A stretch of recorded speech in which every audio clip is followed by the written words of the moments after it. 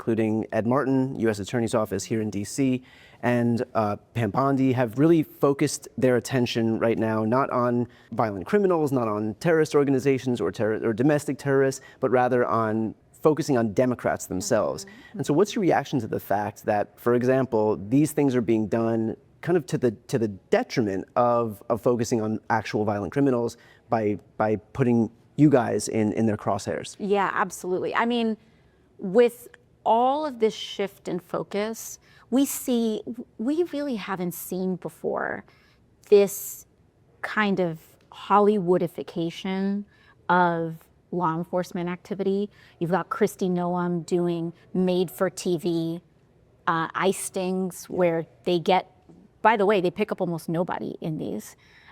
You've got Tom Homan going on Fox News threatening members of Congress for educating everyday Americans of their constitutional rights.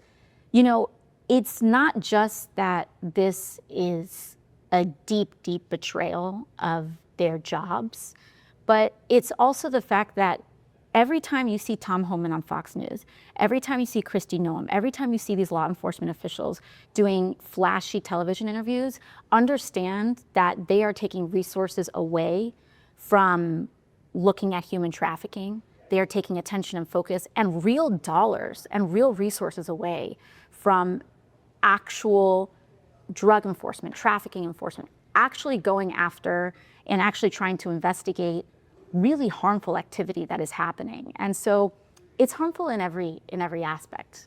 Does it surprise you that after years and years and years of them wailing about this idea of the weaponization of government, that the first chance they have in power, within just weeks of this administration, they're already writing inquiry letters to members of Congress, they're targeting you, they're targeting Chuck Schumer?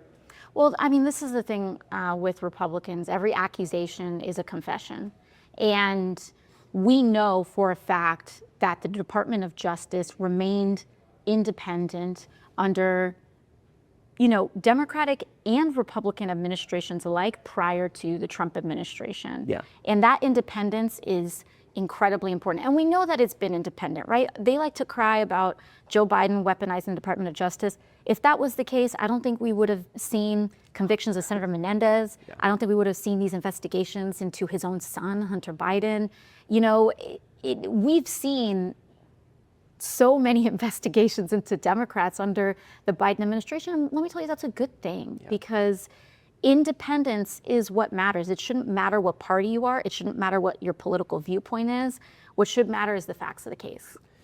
Medicaid, Social Security, these are earned benefits, entitlement programs that people rely on. They are lifelines for hundreds of millions of Americans. Medicaid itself is responsible for making sure that more than 70 million Americans have access to health care, children's health insurance program, tens of millions of kids, food stamps, the SNAP benefits are 40 some odd million Americans. Republicans are claiming right now that they're not going to touch any of these things. Can I have your reaction to that? They're lying to you. The reason what Republicans say is, oh, these big budget cuts don't actually say the word Medicaid in it, so they aren't Medicaid cuts.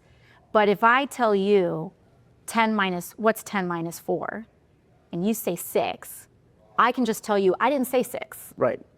But they put the 10 minus 4 into the bill. By virtue of ascribing $880 billion in cuts to energy and commerce, and the only mathematical way for them to cut $880 billion is to focus on Medicaid. That's right. They're saying cut $880 billion from the Energy and Commerce Committee. I sit on that committee.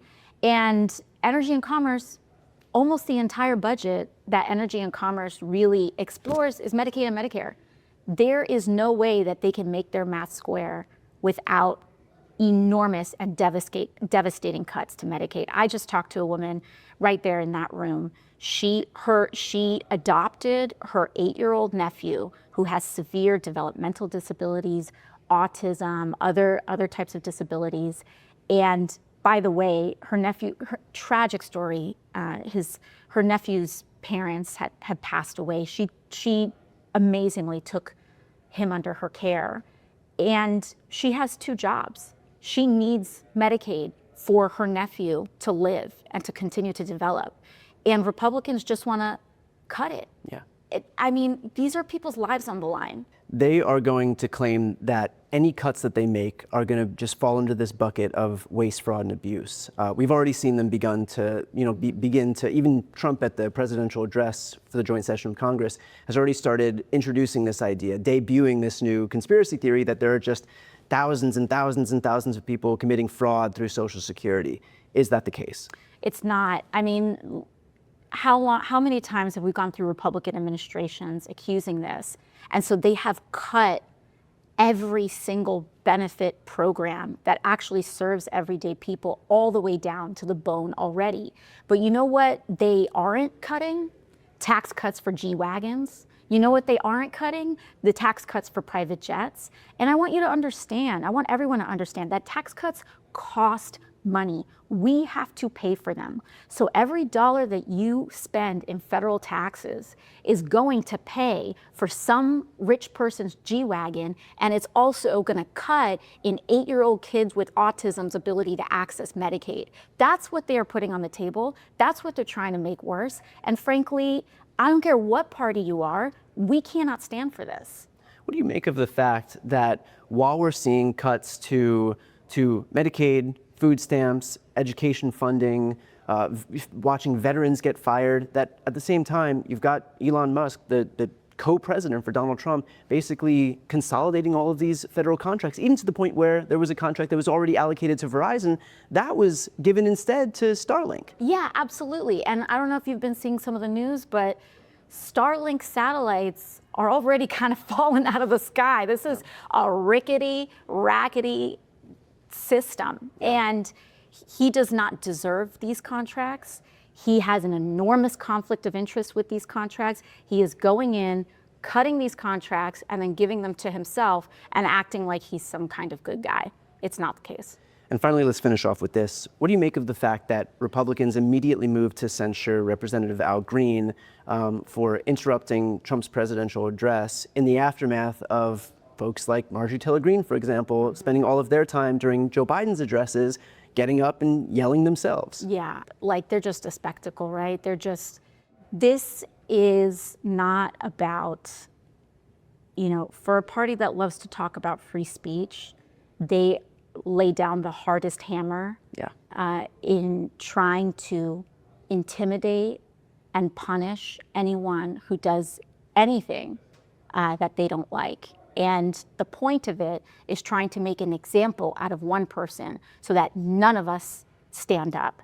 And it's really important that we understand what they're trying to do and not play their game. And we've seen that chilling effect, and I promise this will be the last question. Yeah. We've seen this chilling effect not just among members of Congress, but also for Trump himself. Absolutely. With media companies and forcing these tech billionaires to come and bend the knee. And so can you speak about the standard that they're setting in terms of trying to really get every single sector of whether it's CEOs, whether it's tech billionaires, whether it's these members of Congress, elected officials, whether, getting them to all kind of quiet down? Yeah, I mean, this is just corruption, plain and simple.